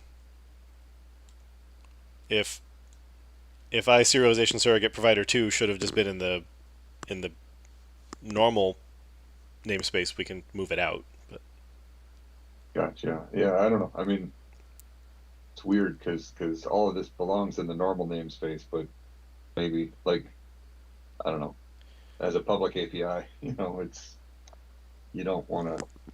right. Well, because the idea, I believe, was that no people shouldn't be talking about any of these, right? The data contract set, Right. the data contract, like they're all a thing for a tool, and so we were putting it in a sub namespace of like the tools look here, but people don't. Right. Well, the API is a thing for a tool, but I mean, it's weird because the whole library is built around the concept of data contract. Like that's the whole reason for the assembly. Yeah. Is that data contracts are a thing and they get serialized. Right, but people in code that is otherwise using Yeah. system runtime serialization, they don't need to see data contract set and data or XML data contract, and if it was previously internal because only the tool needed it, then a sub Right. namespace makes more sense. But Right. if somebody's being one of these providers, then Right. I think we should have put a namespace wall between these. Right. With regards to the interface, the existing provider is not in a sub namespace. Yeah. So the 2 should probably be in the same namespace as 1, right? Yep.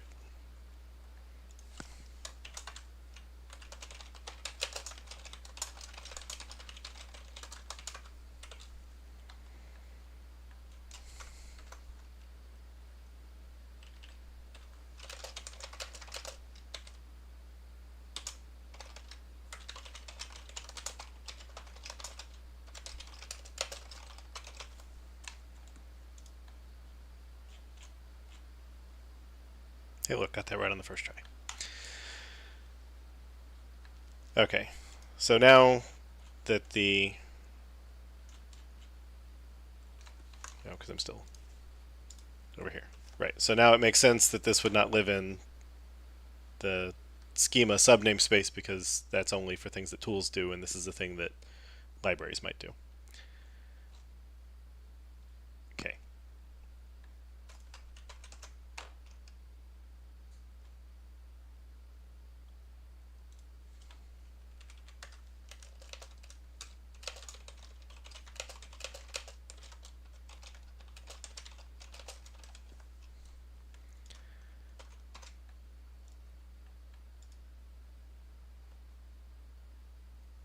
Yes.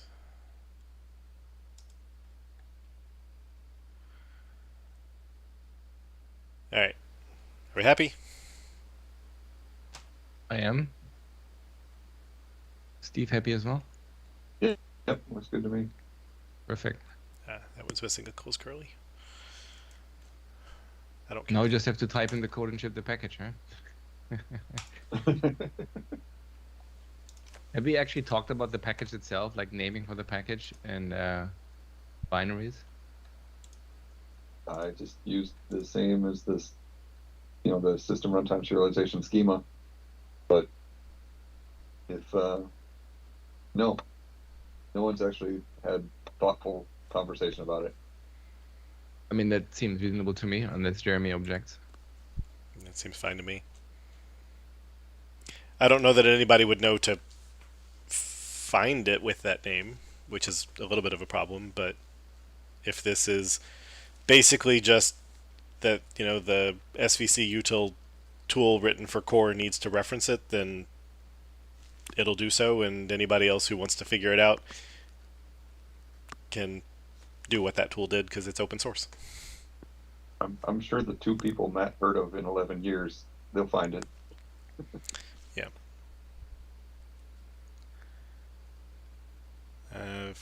Chat suggests system runtime serialization schema code DOM. I'd just go with schema. I mean, code DOM is the reason you had to make another layer out, but I mean, if anything, the one thing I would say is this is, data contract specific. It's not like generic serialization XML schema stuff. I mean, you could call the assembly and package data contract schema. If you think that data contract needs to live in it somewhere. I have no strong opinion. But just an observation.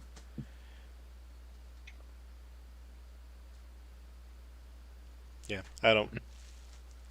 I completely yield to, if Emo's happy, I'm happy. I mean, I think the question that I still don't fully understand is, like, once people add the package, what do they have to do to get stuff to work, I guess? Just use it.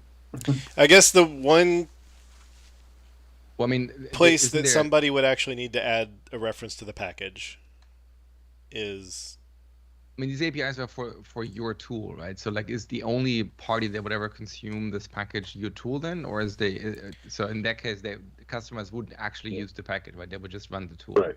Well, so yes, the target audience for these APIs, or for the schema APIs, is SVC util will use them. Matt mentioned at the beginning of the meeting, in 11 years, he has seen like 2 customers who are using those APIs directly on their own. So in that case, we don't care that customers don't find the package, right? The because one they never thing, would have to use it. Yeah, the one thing out of this package is if somebody is being one of these surrogate providers, that they need to reference the package to express that they are using the code dummy interface here. Right, but the code dummy part of the surrogate provider is only used in this package. Right, but if a provider was doing this from a library in .NET Framework, then in order to still be able to be a provider from a library in Core, they would need to reference this new package to get the interface that says, "Hey, SVC util, if you're generating something and somebody pointed you at me, I do this thing with code DOM." But if you think that the tiering of light up from the surrogate provider interface makes sense, then I'm guessing almost no one will need the 3, and it's really here just as a compat corner thing. I mean, it's not 3 anymore, but it's still 3 in my head. Yeah. And so I think it's fine. But that would be the one time that a library would reference this package, I think, is to indicate that they are a provider of using the code dump model. Yeah. Yeah, so I guess that goes back to the other question that we asked earlier. So how common is it that people would have to implement this interface? Is that the same number of people that Matt was quoting, or is that a substantially higher number? The number of people would have to implement 3? Oh yeah, the new isolation code DOM surrogate provider.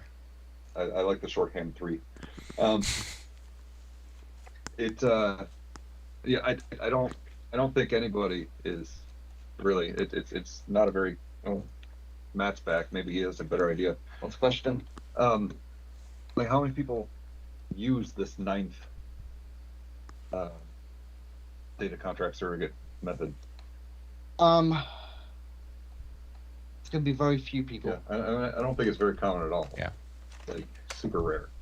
So if that's basically about the same number of people as people that would use the metadata APIs you have there, or the schema APIs, then I think it's fine if it's in this esoteric package together. Yeah, most people when they're doing the surrogate stuff, it's changing from one type to another. So serialize this as something else or whatever.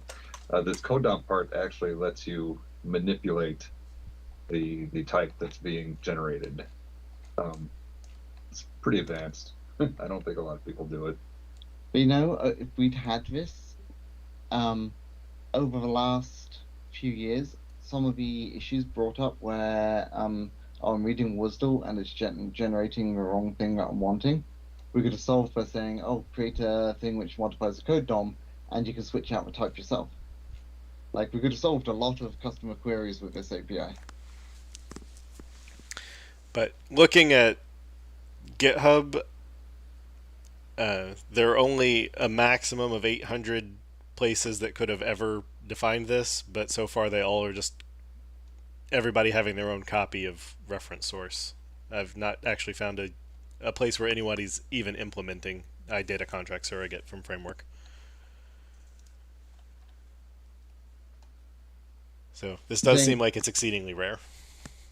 Yeah. So you're saying people implementing iData contract surrogate is rare? I have yet to find anyone having implemented it on .NET Framework. Or sorry, on GitHub. Yeah, it has to be .NET Framework. Right. But so just searching on GitHub for iData contract surrogate and process imported type, which would be, I remember they had to define if they were extending the interface or implementing the interface. I've not found a hit that isn't mono or a copy of reference source. So all I'm finding is the declaration of the interface. I'm not finding anybody having actually implemented it. Yeah, So this is one of those get out jail free APIs in it, so that if someone says, hey, in this particular scenario it should be doing this, rather than going ahead and coding up and creating a property to be able to modify behavior some particular way, it's like you can just use this and modify what's being generated.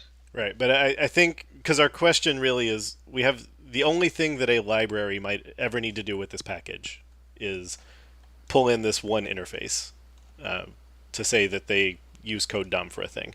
And I think what it looks like to me is this is a 1% of 1% of 1% of the people who would want SVC util to be involved in their lives at all are ever going to care about this. Like, it's basically no one, but it's .NET Framework compatibility, and we now get to say we feel good about that. Is that correct? Yeah, like I'd say, yeah. You're I'd say 11 people in the whole world? Yeah, like this is going to be one of those really, really rare ones. So it's a conversation that's thinking about not providing this unless someone shouts for it. I think we're just making sure that we feel good with the notion that 80% of this is in 80% of this is in the shared runtime, and this, like, we feel justified with who needs the data contract importer and import options and stuff, that's tooling, but who needs this one last member, and is that okay if it's in a separate package? Yeah, definitely. From it's shared incredibly framework. Rare. Yeah, and so I think we feel good about it. Of the 11 people in the world who need it, they'll figure out that they need to reference this package. Yeah. So. And I think we're done with this whole thing, right? So you went with a interface in the end instead of a func. Okay. Yeah, so this is entirely based on my guess that the way that this stuff gets wired up is that you reference from the SVC util command line a type to be the surrogate provider, and the only way that you can get that parity is by doing an interface, because you would need a new option on the new SVC util to say to go bind the func. So can you specify surrogate on command line? I don't think we actually have a way to specify it on command line. That would be code usage. Well, then somebody who was previously doing it, like, they expect that this is the object they need to set, and they wouldn't, if it's being provided to them by a library, they wouldn't have a way to wire up the func. So it's just making sure the object flow works right for parity from framework. That's all. Okay. But cool. And we're going to move export in the box. Just fill out what's there. Yep. Yeah, export stays in because the types already got added, and we don't want the two types. Definitely not two types in the same namespace, and we don't want the two types in nested namespaces because that still makes the world fall apart. Yeah, and export, you're exporting XML, whereas import, you're generating code. So two different problems. Yep. So. All right. Well, we still have a whole lot of red, including the emo wants to rename a thing that he named, apparently. And